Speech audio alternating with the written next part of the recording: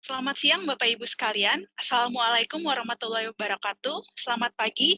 Selamat bergabung dalam acara webinar Direction Live Online tahun 2023. Perkenalkan, nama saya Anissa Citrasana dari tim Solution Strategis Esri Indonesia yang akan menjadi host webinar Direction Live Online pada siang hari ini. Oke, pada webinar hari ini kami akan membahas mengenai mapping sustainable natural resources, di mana pada sesi ini kita akan berbincang mengenai solusi teknologi geospasial yang inovatif untuk mendukung sumber daya alam yang berkelanjutan.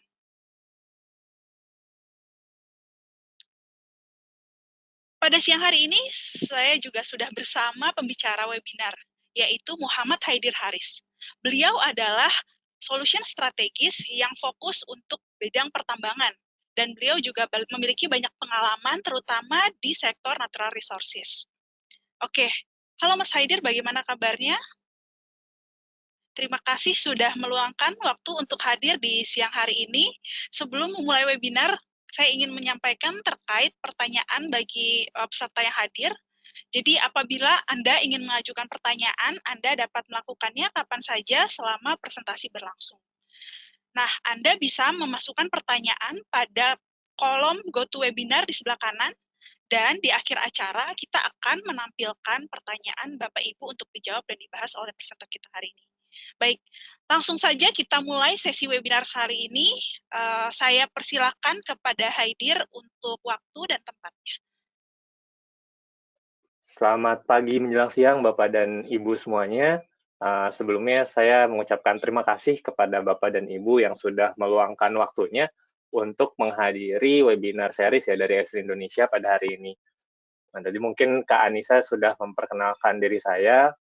Mungkin saya perkenalkan kembali ya. Nama saya Muhammad Haidir Haris, biasa dipanggil Haidir.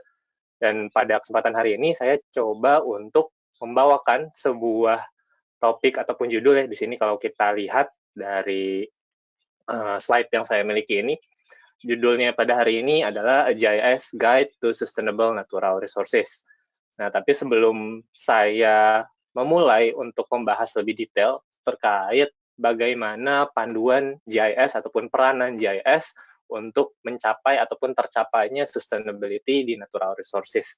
Nah, jadi sebelum saya membahas lebih dalam, izinkan saya untuk bertanya terlebih dahulu ataupun melakukan voting ya. Jadi di sini dari Bapak dan Ibu, apakah sudah tidak asing ataupun sudah sering mendengar gitu ya terkait dengan istilah sustainable ataupun sustainability ini?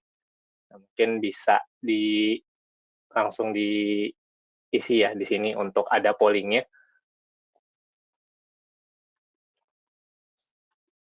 Oke. Sudah terlihat. Oke, ada yang jawab tidak. Ya, sudah paham ataupun sudah tahu ya terkait dengan sustainable atau sustainability. Oke. Oke, jadi 80% ya kalau saya lihat di sini sebanyak 80% yang hadir pada webinar hari ini sudah paham ataupun sudah mengetahui ya terkait dengan sustainable ataupun sustainability ini, dan sisanya tidak ataupun belum mengetahui gitu ya terkait dengan sustainable ataupun sustainability. Nah, jadi sebelum ini saya coba menjelaskan terlebih dahulu bagaimana ataupun konsep dari sustainable dan sustainability ini. Jadi kalau kita lihat pada slide ini, sustainability itu apa gitu ya sebetulnya. Nah, tadi mungkin 80% orang sudah mengetahui ya. Jadi definisi yang paling umum dari sustainability ini sebetulnya disajikan dalam laporan Brundtland World Commission ya. Ini di tahun 1987. Nah, jadi sebetulnya pengertian dari sustainability ini merupakan bagaimana kita manusia memenuhi kebutuhan hidup kita gitu ya untuk generasi yang sekarang tanpa mengorbankan pemenuhan kebutuhan dari generasi yang akan mendatang. Nah, jadi itu definisi yang umumnya gitu ya. Nah, jadi kalau identiknya definisi umum ini kita membahas hubungan antara manusia dan lingkungan ataupun sebaliknya gitu ya Bapak dan Ibu. Nah, jadi sebetulnya definisi ataupun terkait studi sustainability ini sudah banyak dikembangkan dan dilakukan seperti dalam studinya Carter and Rogers di tahun 2008. Nah, dalam studinya ini dikembangkan lebih jauh lagi, sebetulnya sustainability ini ataupun sustainable ini tidak hanya berkaitan antara manusia dan lingkungan saja gitu ya, tetapi pembangunan untuk memenuhi kebutuhan terkait dengan melibatkan 3 elemen ataupun 3 aspek. Yang pertama itu ada environment, sosial, dan juga ekonomi. Nah, jadi dari ketiga elemen ini yang saling berhubungan tentunya di sini untuk menciptakan suatu sustainability yang ada di bumi ini. Nah, jadi kalau dari pembahasan tadi ya, pengertian tadi dari Carter and Rogers ini dalam studinya, tentunya dalam ketiga elemen ini akan membuat suatu ekosistem yang lebih kompleks lagi gitu ya, yang ada di bumi ini. Kalau kita lihat tadi ada environment, sosial, dan ekonomi, di mana di dalamnya ini termasuk manusia ya di dalamnya dan berbagai macam spesies ataupun makhluk hidup yang ada di muka bumi ini. Nah, dengan semakin berkembangnya ataupun bertambahnya populasi manusia dan juga spesies-spesies lainnya yang ada di bumi ini, di mana seperti yang kita pahami juga, kita sebagai manusia adalah satu-satunya spesies gitu ya, yang memiliki ataupun memiliki peranan kunci di bumi ini sebagai penjaga gitu ya, penjaga kelestarian lingkungan yang ada di bumi kita ini. Nah, kalau kita berbicara tentang manusia dan kemudian juga tentang beragam aktivitas yang dilakukan oleh manusia di sini, kalau kita lihat yang saya share dalam screen ini sekarang, nah mungkin di sini Bapak dan Ibu bisa melihat ya dalam laporan di sini tertulis laporan IPCC dari climate change, di mana di sini menyebutkan bahwa manusia ini merupakan satu-satunya spesies gitu ya. Penyebab utamanya itu karena manusia terjadinya global warming. Nah, ini sangat kontradiktif tadi ya, mungkin di slide sebelumnya saya menyebutkan manusia adalah satu-satunya spesies yang bisa menyelamatkan ataupun memiliki peranan kunci untuk menyelamatkan bumi ini, keberlangsungan bumi ini. Tapi di sisi lain, based on laporannya IPCC Climate Change, ternyata manusia juga nih spesies yang paling menyebabkan gitu ya, yang paling berpengaruh terhadap terjadinya global warming. Tapi balik lagi karena aktivitas manusianya itu sendiri. Tadi mungkin di slide sebelumnya juga saya menyebutkan populasi manusia kian meningkat ataupun di sini overpopulasi gitu ya. Di mana di sini based on data BPS yang paling terbaru nih 2023, Indonesia sendiri populasinya saat ini kurang lebih sudah mencapai 278 juta jiwa. Nah, ini baru di Indonesia saja gitu ya, belum ditambah dari negara-negara lainnya seperti India yang padat penduduk gitu ya, ataupun negara-negara lainnya. Ataupun case nyata lainnya, seperti saya yakin Bapak dan Ibu beberapa hari belakangan ini sering merasakan panas yang berlebihan gitu ya di siang hari, ataupun panas yang ekstrim gitu ya. Nah, ataupun di daerah-daerah yang mengalami kekeringan dan juga berbagai macam bencana disaster lainnya gitu ya, baik itu akibat dari aktivitas manusia dan dampak dari yang ditimbulkan oleh alam itu sendiri. Nah, dari berbagai macam aktivitas ini tentunya karena niatan kita tadi nih sesuai dengan judul webinar ini adalah untuk mencapai sustainable natural resources gitu ya. Gimana caranya kita mencapai ke sumber daya alam yang sustainable seperti itu.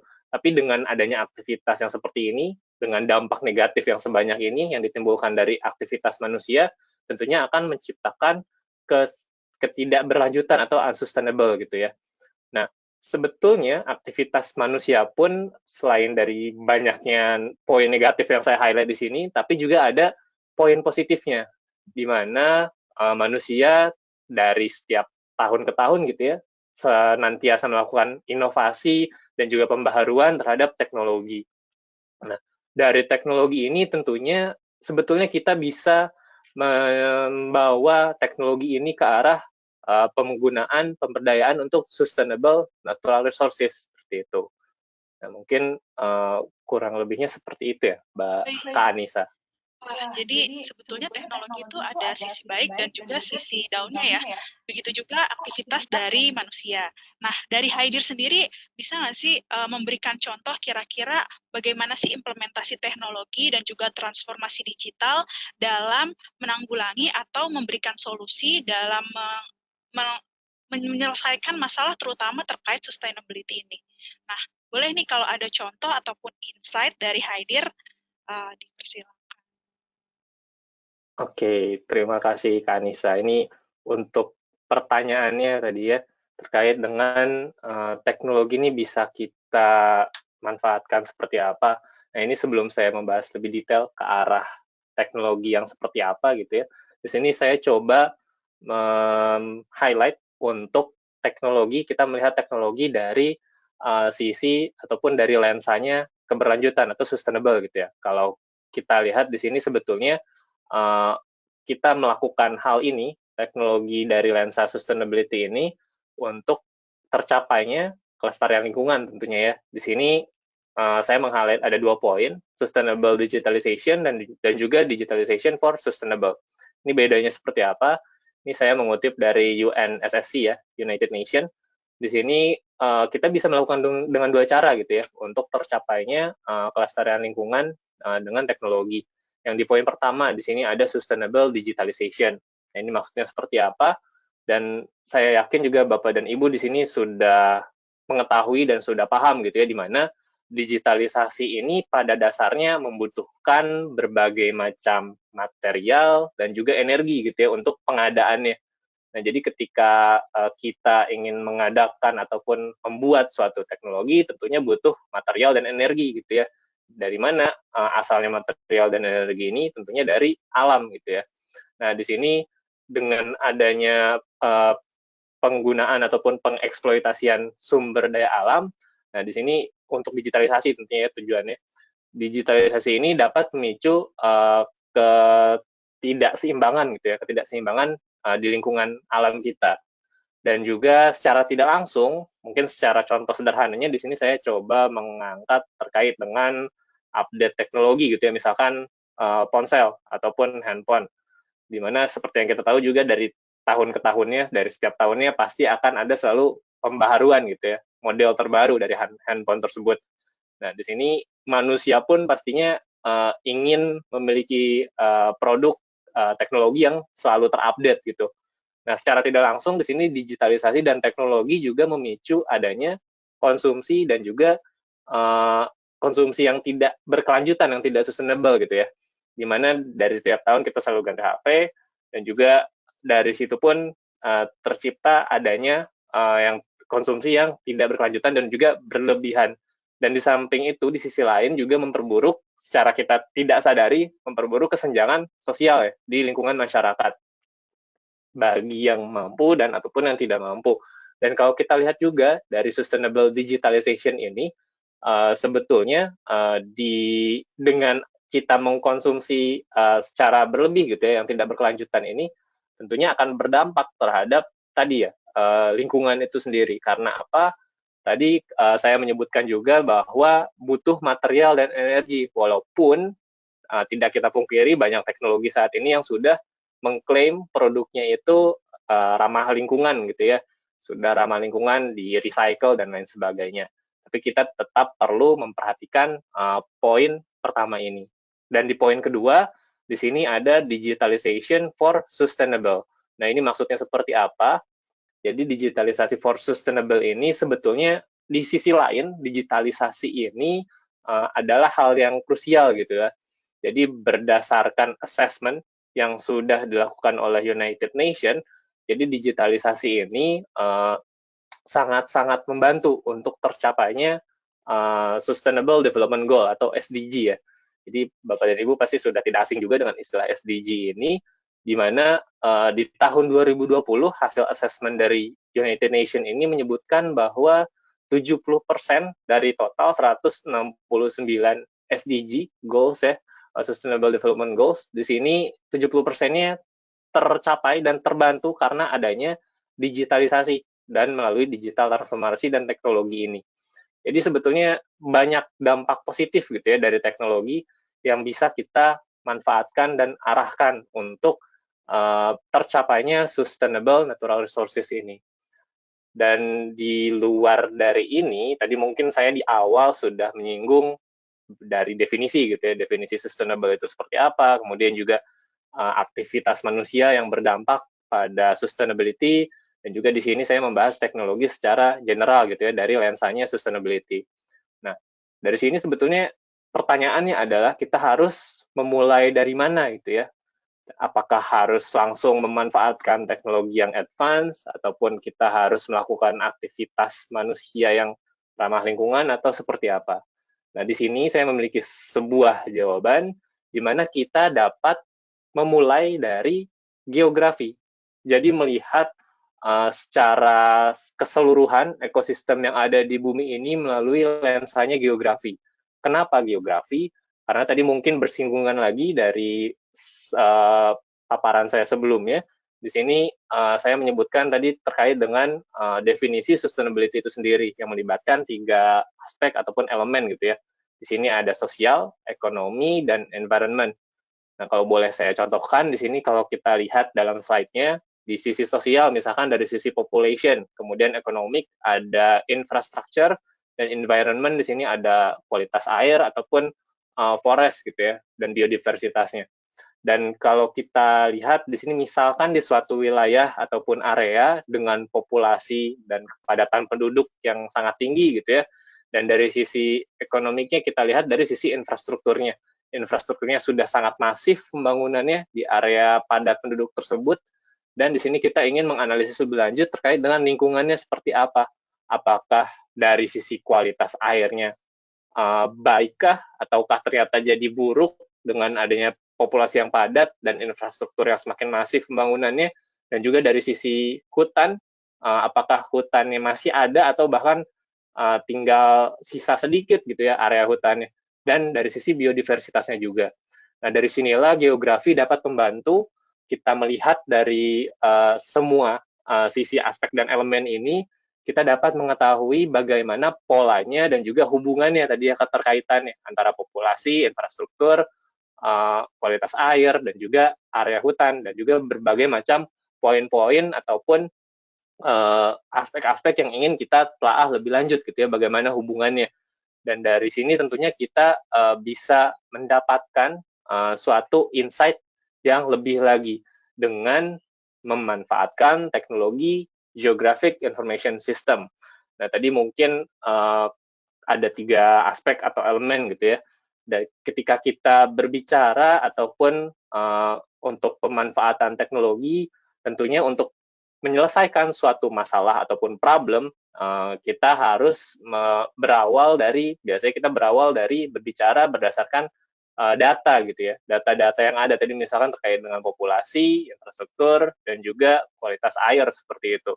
Nah, jadi dari data-data yang kita punya, kita visualisasikan ke dalam, baik itu dalam bentuk peta ataupun jadi kita mengetahui gitu ya wilayahnya di mana-mana saja, areanya ada di mana.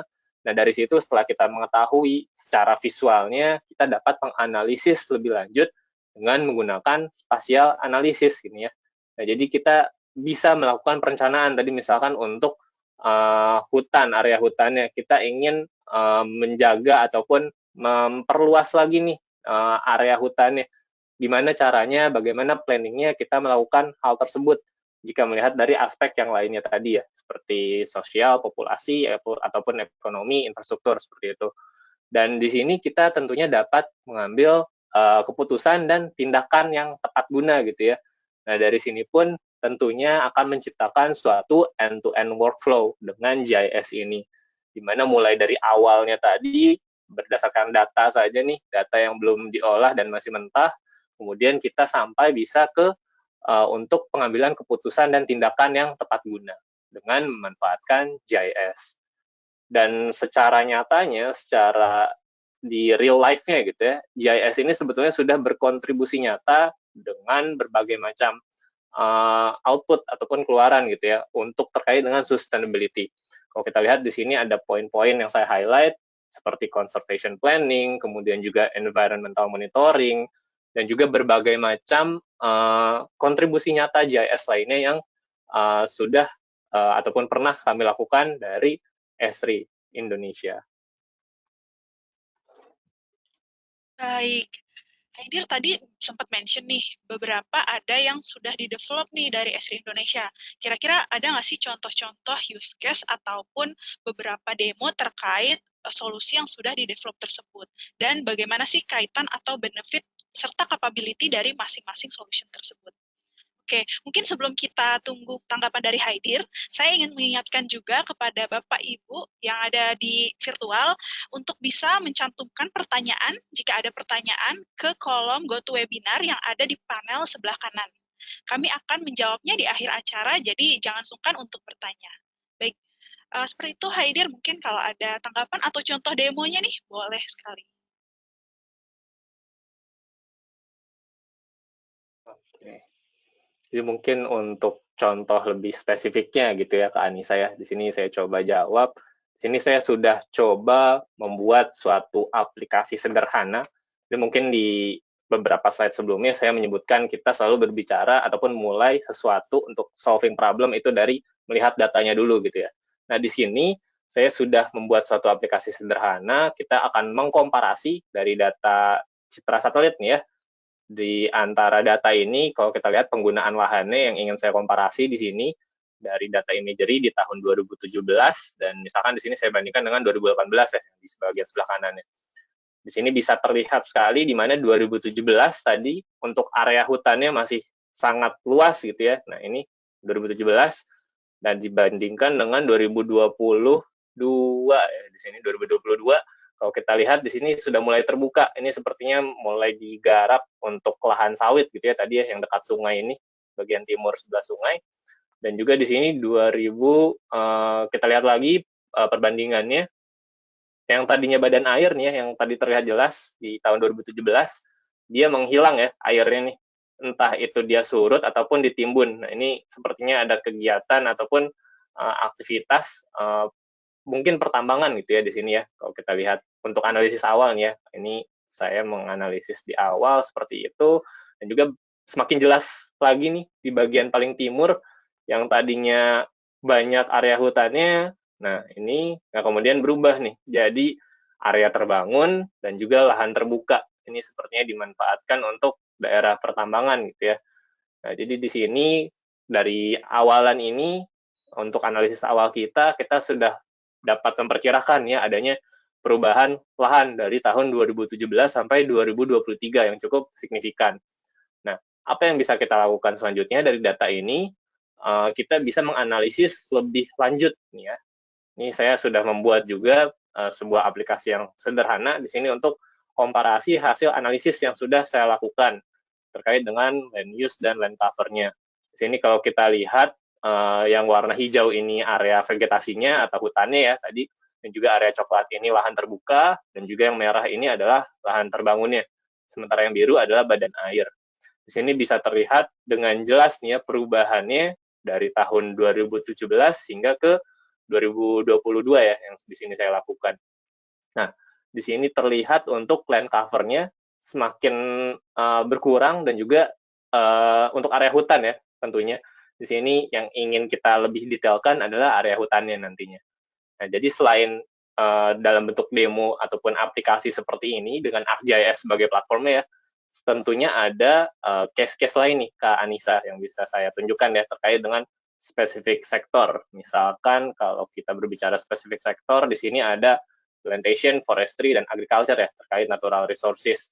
Misalkan kalau kita lihat di sini untuk yang bagian sebentar, nah untuk bagian yang pojok kiri atas di sini ada intelligent weather forecasting. Di sini kita bisa memprediksi ataupun mengetahui informasi terkait dengan prediksi cuaca dengan memanfaatkan ArcGIS sebagai platformnya ya.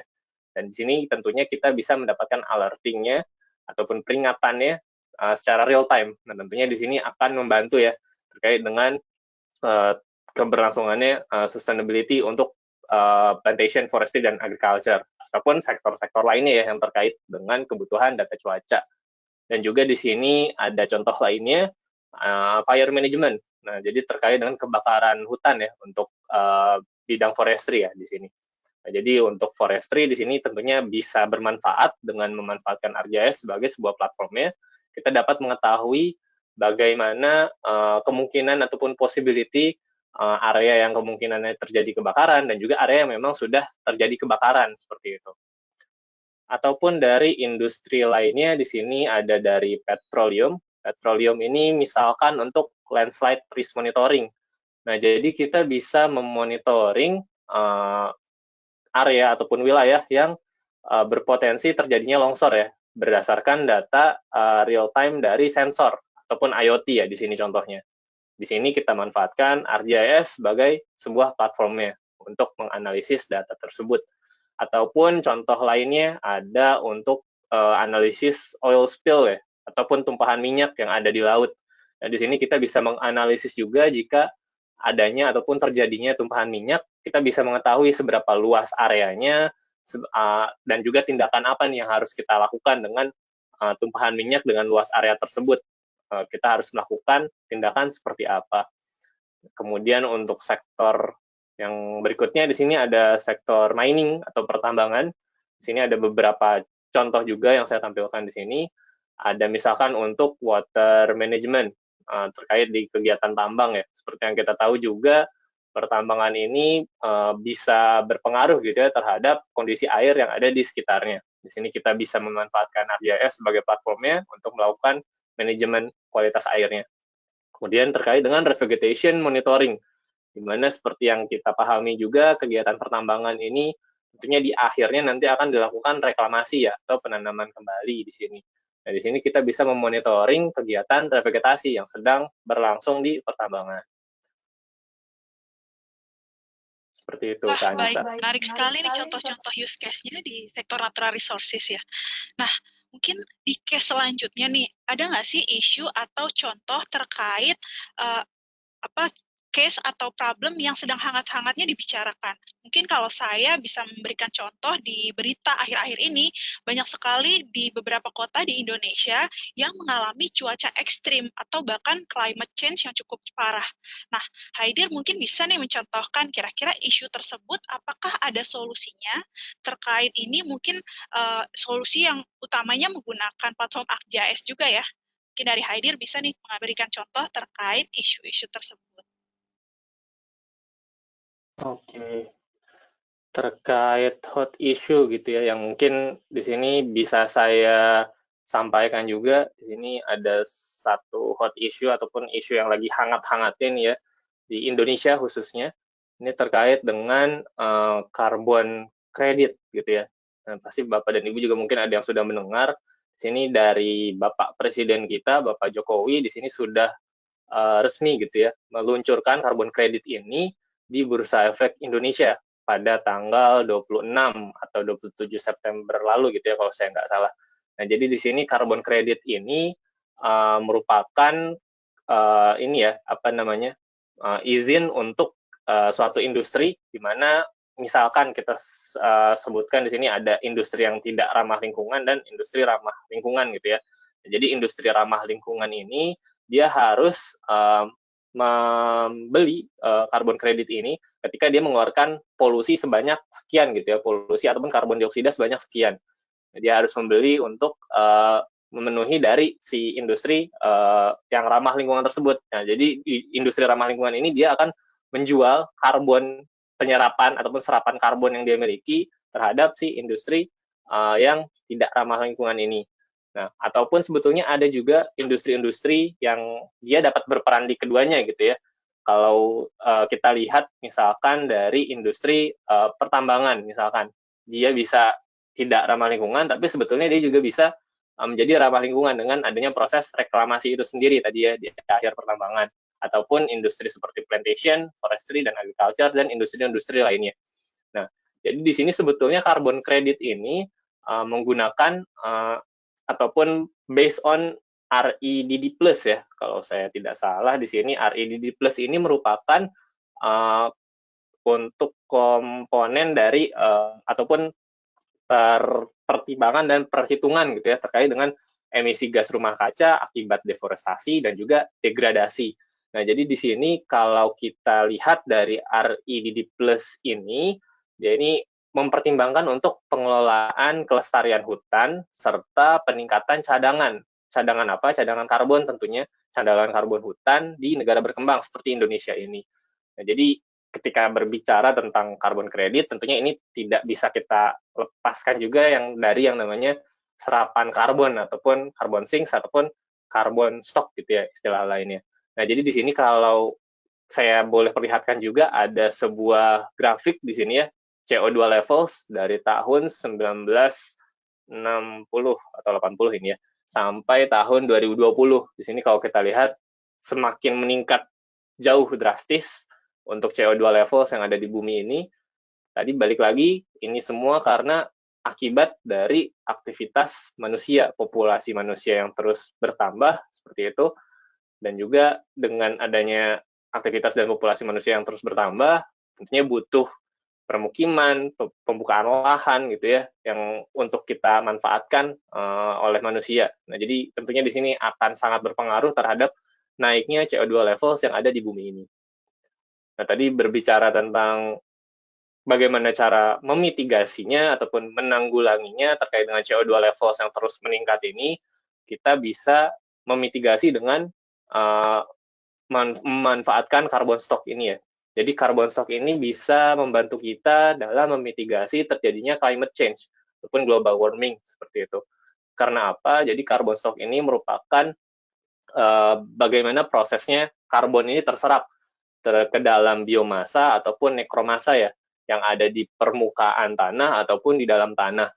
Nah, jadi kalau boleh kita jabarkan, sebetulnya carbon stock ini kita dapat menghitung nantinya ya jumlah karbon serapan dari tiap individu pohon, di mana tiap individu pohon ini sebetulnya ada formula dan alometriknya masing-masing, perhitungannya masing-masing gitu ya, dari setiap jenis pohon yang berbeda. Nah, jadi di sini kalau tadi saya sebutkan ada biomasa, nekromasa, dan juga yang ada di dalam tanah gitu ya, di bawah tanah. Nah, jadi ada 3 yang dipertimbangkan. Biomasa itu merupakan kondisi vegetasi ataupun tanaman ataupun pohon yang dia ini kondisinya masih hidup dan ada di atas permukaan tanah. Sementara kalau untuk nekromasa, dia ini merupakan vegetasi, tapi dia kondisinya sudah mati gitu ya. Baik itu dalam bentuk tegakan, dia masih berdiri tegak tapi mati, ataupun yang sudah jatuh ke tanah gitu ya. Itu juga bisa disebut dengan nekromasa. Dan juga untuk yang ada di dalam tanah, misalkan seperti bangkai-bangkai tanaman gitu ya, yang sudah menyerap ke dalam tanah, ataupun bangkai hewan, dan juga termasuk manusia gitu ya, itu adalah yang bagian di dalam tanahnya. Nah, jadi mungkin yang akan menjadi fokus bahasan kita nantinya kali ini adalah terkait dengan biomasa ya. Biomasa gimana caranya kita dapat mengetahui ataupun mendapatkan ataupun menghitung ya, mengestimasi serapan karbon di biomasa. Nah, kalau kita berbicara tentang carbon stock juga, bagaimana cara kita meningkatkan gitu ya, bagaimana caranya serapan carbon stock ini bisa meningkat gitu yang ada di bumi ini. Di sini ada beberapa poin yang saya coba highlight gitu ya, cara-caranya untuk meningkatkan serapan karbon. Di sini kita lakukan reboisasi gitu ya, istilah lainnya di sini kita lakukan penanaman di area ataupun lahan yang terdegradasi. Terus juga di poin kedua di sini ada kita meng-convert ataupun mengalihfungsikan lahan yang tadinya lahan terbuka kosong gitu ya misalkan, ataupun non-forested area lainnya menjadi tutupan ataupun lahan bervegetasi. Kemudian di poin ketiga di sini kita bisa mengimprove khususnya dari sisi sektor agriculture ini ya, misalkan di sini sektor agriculture kita bisa mengimprove kualitas tanah yang ada, karena tadi untuk mendapatkan ataupun menghitung serapan karbon ini mempertimbangkan juga kondisi tanahnya gitu ya, baik yang di bawah ataupun di atas permukaan. Nah, jadi dengan menggunakan misalkan seperti pupuk organik ataupun input-input organik lainnya. Dan di poin terakhir di sini kita bisa meminimalisir erosi tanah nih ya, baik itu di sektor agriculture ataupun sektor-sektor lainnya. Ini balik lagi ke kualitas tanahnya nantinya yang dapat berpengaruh terhadap serapan karbon nantinya. Dan juga di sini saya sudah membuat sebuah demo. Jadi tadi mungkin di demo sebelumnya itu masih berupa land use land cover ya. Di sini sebetulnya kita bisa mendetailkan lagi, karena tadi carbon stock ini per individu pohon tadi ada alometrik dan juga formula dan perhitungan yang berbeda gitu ya untuk mendapatkan ataupun mengetahui mengestimasi serapan karbonnya. Nah, jadi dengan memanfaatkan ArcGIS sebagai platformnya, kita dapat melakukan analisis GeoAI. Nah, GeoAI itu mungkin secara sederhananya ini saya bahasakan, kita dapat mendeteksi berbagai macam objek dengan mudah gitu ya, based on data imagery. Di sini saya menggunakan data yang lebih detail. Tadi mungkin di demo sebelumnya saya menggunakan data citra satelit, di sini saya menggunakan data drone gitu ya, karena saya ingin mengetahui per individu pohonnya. Jadi saya butuh data yang lebih detail lagi nih. Nah, jadi setelah saya olah tadi di dalam ArcGIS Pro, kemudian saya buat ke dalam sebuah dashboard sederhana seperti ini gitu ya. Nah, jadi di sini kita bisa mengetahui hasil analisis GeoAI. Di sini kita untuk perhitungan pohonnya dulu ya, yang saya tampilkan di sini. Di sini jumlah pohonnya kita bisa mengetahui jumlahnya sekian, ada 30.000 dengan total target di sini ya. Misalkan target biomasa, karena tadi fokusnya kita untuk bahasan kali ini membahas biomasanya saja dulu. Di sini targetnya misalkan 60.000, di sini sudah tercapai setengahnya, setengah lebih. Dan juga di sini bisa kita detailkan nih per individu pohonnya dengan informasinya nanti yang beragam gitu ya. Nah, ini informasinya masih terbatas karena kita baru menganalisis based on GeoAI-nya saja gitu ya. Dengan nama objeknya, kemudian juga ID objeknya, dan juga shape areanya gitu ya, dari area yang hasil GeoAI-nya ini. Nah, sebetulnya bisa kita enhance lagi, karena kita butuh beberapa data yang kita ambil ke lapangan gitu ya. Nah, tentunya dengan memanfaatkan ArcGIS sebagai platformnya, tadi mungkin untuk sisi web apps, saya sudah menunjukkan gitu ya dalam bentuk dashboard ataupun web aplikasi, dan berbagai macam yang bisa kita kembangkan dan buat dengan ArcGIS. Nah, lalu bagaimana dengan pengambilan data? Tadi saya menyebutkan pengambilan data di lapangan gitu ya. Kita bisa memanfaatkan mobile apps dari ArcGIS. Nah, mobile apps yang seperti apa? Jadi karena tujuan atau goals kita dari pembahasan kali ini adalah untuk fokusnya adalah untuk menghitung ataupun mengestimasi dari carbon stock yang ada gitu ya dari individu pohon. Nah, ini kita bisa memanfaatkan mobile apps ini untuk melengkapi datanya tadi. Tadi mungkin analisis yang saya lakukan adalah hanya dengan menggunakan GeoAI untuk melakukan perhitungan jumlah pohonnya. Nah, dengan mobile apps ini kita dapat mengambil data di lapangan yang kita butuhkan, misalkan terkait dengan diameter pohonnya, dan juga data-data lapangan lainnya untuk kita lakukan perhitungan mendapatkan estimasi serapan karbonnya. Nah, jadi di antara 3 aplikasi ini, kita bisa memanfaatkan untuk melakukan perhitungan carbon stock.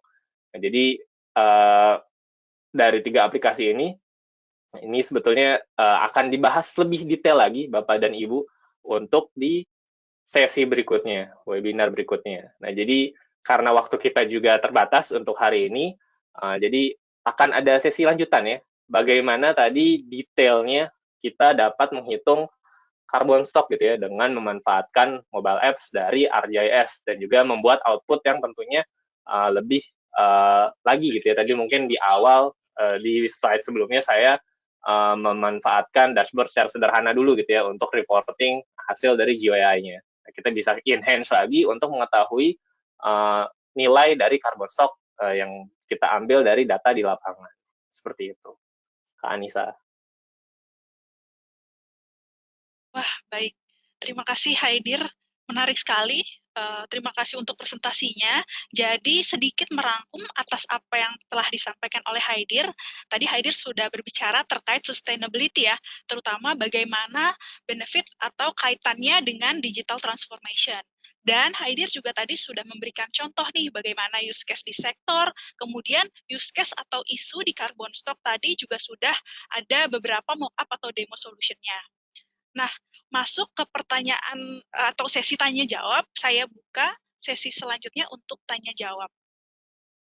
Baik, jika masih ada yang ingin bertanya, boleh ya dicantumkan di kolom pertanyaan yang ada di panel kanan di GoToWebinar. Silakan masukkan pertanyaan Anda dan ketikkan untuk pertanyaan-pertanyaannya.